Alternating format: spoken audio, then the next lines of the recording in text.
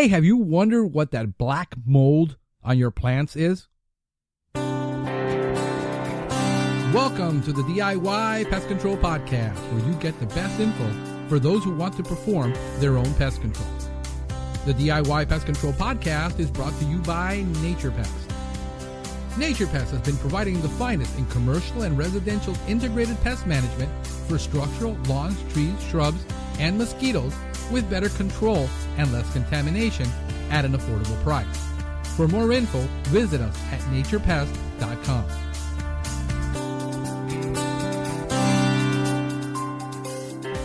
Welcome to the DIY Pest Control Podcast. I am your host, Franklin Hernandez, and we're going to be discussing what that black mold on your plants is. You look at your garden and you see some plants out there and they have this, what is known as sooty mold, black mold all over.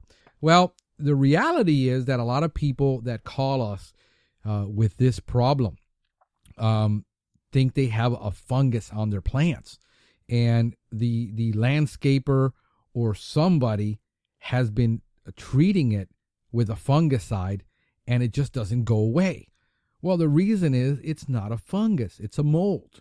And why is it there in the first place? Well, chances are, and there's about a 99% chance that if you have a black mold on your plants, it is brought on by one of 5 different insects that are known as the sucking, piercing insects.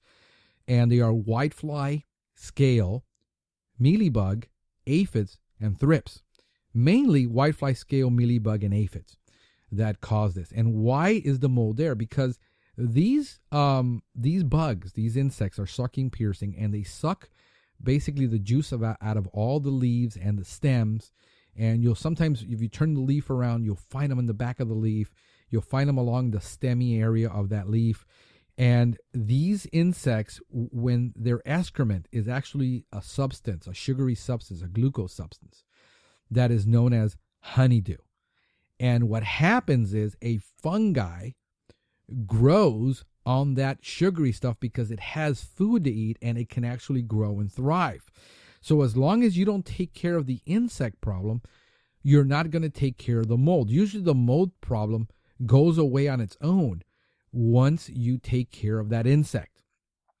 And these insects in heavy infestation can cause a very heavy sooty mold, which blocks out the sunlight and causing the plant cannot do photosynthesis. It cannot produce its own food because the light is being blocked by that sooty mold. Also, as the insect sucks the life out of the plant, it'll cause defoliation, which is what happens in ficus. The tree reacts to it, and then it drops its leaves. Eventually, if it happens often enough, branches could die back, and even the entire tree or shrub can die back if this is not taken care of, and if it happens multiple times. Dealing with the sugary stuff is really easy. There's a couple of ways that you can control the insects. There's mainly 2 ways that we recommend. There's really 3, and I'll explain them all to you. But I prefer 2 methods of controlling these insects. First of all, you have to identify the insect correctly. So if you have a mealybug or you have an aphid or a whitefly, you have to know what it is. Because if it's an armored scale, like a low bait lac scale, it's going to be harder to control it. If you have, in the case of Phoenix rubellini, pygmy date palms, you have red date scale. It's impossible to control with sprays. You're never going to control it with a spray. It can't penetrate the cuticle. You need multiple applications, and then it's still there. Multiplies very quickly. So a lot of these insects multiply very quick. In the case of whitefly, one whitefly can produce anywhere from 150 to 200 eggs in a 30-day cycle. And some of them can produce 2 egg cycles in 30 days. So you really have to know what is the life cycle of that insect. By identifying the insect and then doing a search on the life cycle, you'll know from the time it's born, from the time the egg is laid, to the time it's an adult and it can reproduce again, how many days is that? And why is that important? Knowing the life cycle is vital to controlling the insect, because if an insect has a life cycle of 30 days and you're spraying it you're having a company come out and spray it on a quarterly service, you're going to have 3 life cycles on that plant before they come back. And when they do one spraying, they're not going to kill all of them. They're going to kill only a percentage, because a lot of them aren't molting. A lot of them are adults and it won't kill them. A lot of them are resistant. So you have so many issues. You need to know the life cycle in order to be able to get control of the insect correctly. Most of the insects have a very short life cycle, 30 to 45 to 60 days. So what I like to do is, if you're saying, well, I want to do organic, I want natural, I don't want to put any pesticides in my garden, I don't want any synthetics, I don't want neonicotinoids, I don't want pyrethroids, I don't want carbamates, I don't want organophosphates, I just want natural. It can be done. And I'll explain to you there's a good and bad, long and short.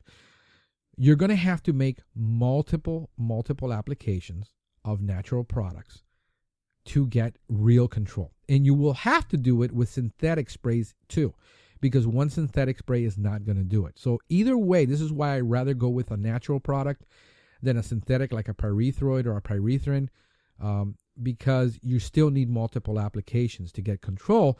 And if I'm going to get control with multiple applications, I might as well use something that's less toxic, that's more environmentally friendly, that doesn't contaminate everything, and is still going to get control. What I would recommend is, one, you read the label. You really have to follow label directions, because depending on the type of species, the type of plant, the time of the year, if it gets too hot, with a lot of natural products are derived from plant oils, and oils is like putting an oil at you're at 100-degree temperature and you're putting an oil on a plant. It's like trying to fry an egg on there. You're going to fry the plant. So you have to really know what time of the year it is and what you're doing. And you're going to have to make multiple applications. Recommended on most of these natural labels is between 5 to 7 day intervals. So you spray it now, you come back in 5 to 7 days, you spray it again. You make 2 to 3 applications, because it has 2 or 3 different mold cycles that it's going through, and they're most vulnerable when they're molting and they're leaving that protective casing and building a new exoskeleton to accommodate the larger body. Okay, so insects do that. They drop their old casings and they get new ones to grow into them. So you want to be able to get them when they are molting. And you're going to hear me say this over and over and over again, because it's something that most people don't know. And they make one application. I use the product doesn't work. I said, no, the product works. The problem is you didn't use it according to label directions, and you didn't understand the life cycle. So the good thing about these oils, these botanical oils, is that they also will help you clean up the plant. They will also break up that honeydew, that sooty mold, and cleans up the plant a lot better than a synthetic pesticide, which doesn't clean off the sooty mold. You can also mix it with dish soap. Try not to use any dish soap that has a degreaser. I like the old formulation of Ivory, the white soap. There's very few companies that still make something like that over the counter. But you can take, if you're in South Florida or you're anywhere near Florida, Publix supermarkets make a dishwashing soap called Mild and Gentle. And it's the old version of Ivory, where it's basically, they have non-ionic and ionic surfactants on it, and it actually adheres to the leaf. So it kind of works as a pest control product, which will actually kill a lot of the adult insects by themselves, and it won't burn the plant. You don't want to use things with degreaser like Dawn, because it could really damage your plants and cause some stunting to the plants. But this one, I used it, and it works really well with just about every other natural products that I recommend. Take about an ounce to a gallon of water in addition to the oils, and just spray it on the leaves until runoff, and do that repeatedly, and you will see the plant clean up and kill the insects. So it's like adding 2 pesticides that are natural, that don't cause any damage to the environment. One of the ones I love using is Ecovia. It is a professional natural product. I mean, this is formulated by a professional company, Rockwell Labs, and they do a phenomenal job. They got phenomenal products that we really love in the professional industry that we use, and very good product. Essentria is another product that we use. The century we figured out using the soap because it doesn't emulsify well in the water. So we had to use the soap as an emulsifier, and that's how we figured it out. But with Ecovia, it emulsifies completely, so you won't have any of the oil floating in the top of the container. Those are the two different ones that I would recommend if you're going to be doing spraying. Then what I would do is you spray it 3-4 times in 3-4 weeks, and then you have to make frequent applications at the first sign. So you have to inspect your plants. Integrated pest management is really about inspecting and monitoring. Once you find eggs again, once you find larvae, once you find casings, once you find adults, then you need to spray it again. How long is it going to take? How long is it going to last before an infestation? That's going to depend on pest pressures. If everybody in your neighborhood has that plant, then pest pressures are going to be higher. Once the residual is gone, you're going to get the insect back on that plant. So in that case, if you're finding that you're making multiple applications with sprays and you're not getting control, my next option is what we do is go with a synthetic root drench treatment. And what is a systemic root drench treatment? It uses a neonicotinoid product that is systemic in nature, that it penetrates the plant through the roots. So if you pour it into the ground, you don't spray it. Avoid spraying neonicotinoids because we got a lot of problem with beneficials, a lot of problem with bees, and neonicotinoids aren't very friendly to bees. But when you put it into the ground, it is absorbed by the plant. The plant takes it up through what is known as their vascular system, xylem and phloem, and takes it into the plant and distributes it to the leaves and the stems. And when the insect is born, most of these insects, they have a habit. They're piercing, sucking. They will start sucking and eating from the moment they're born. Well, that's their last meal. And so it doesn't allow the plant to be infested again with the pest. It kills them the moment they're born. You're still going to see adults running around. You're still going to see whiteflies flying around it, but most adult whiteflies don't cause a lot of the damage. It is the insect that causes the damage. And, so you nip it in the bud, sort of say, at the first instar. And you have to follow label directions. There are some restrictions. You might not be able to get a lot of these in whatever state you're in. So I have a link in the notes for this podcast and the instructions to order a product called, it uses imidacloprid, and it's the active ingredient, and it's called Dominion 2L Systemic Insecticide. And you follow label directions. You're going to have to look at how much water you're going to need. Probably up to about 4 ounces of water per foot height of shrub or per dBH of the plant, of the tree, if it's a tree that you're treating. Per every inch, you measure around that tree with a measuring tape at about the height of your breasts. And then you divide it by pi, or 3.1416. And that will give you how many inches that tree is. And then you follow label directions and apply the right amount of milliliters. You can always use it at the lowest rate. It works really well at the lowest rate. There's no need to put the high rate.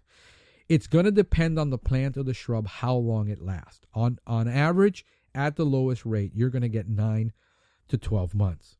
Certain species of plants, like Duranta goldbound, Duranta erecta, gumbo limbo trees, are only going to last about 3 months. So it depends on the species. It is not that the product fails. It is the way the plant treats that product through either transpiration or some other thing that the plant does that causes it to lose the product. But it isn't that the product fails.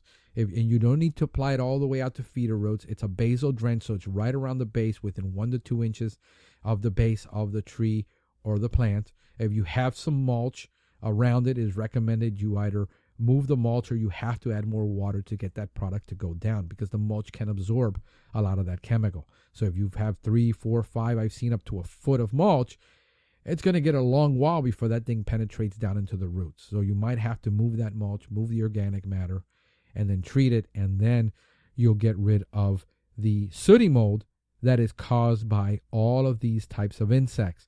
And it is not a fungal disease. Fungal diseases show up on a plant totally different, more like damage to the foliage. They look like lesions on the foliage, spots on the foliage, but not an actual black mold. And this black mold is terrible because if you have it in a tree, it falls on your car, it falls on your driveway, things like that. If you have palm trees, it's all over the pool, and you really don't want somebody coming in and spraying overhead a toxic chemical that falls into your pool. So, this is a great way to eliminate a lot of the contamination, a lot of the problems. And this is the way we do it in our service. So I hope this is helpful to you in getting this controlled, getting this done.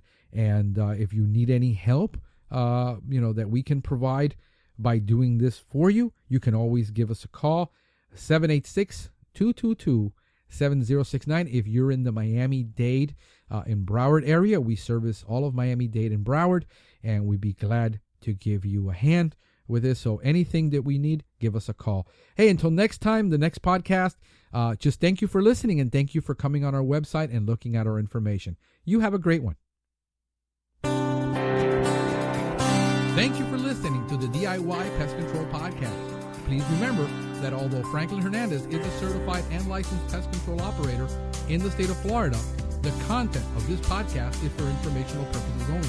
You should consult your local and state government or cooperative extension service before performing any pest control service. Remember to always read and follow label directions because the label is the law.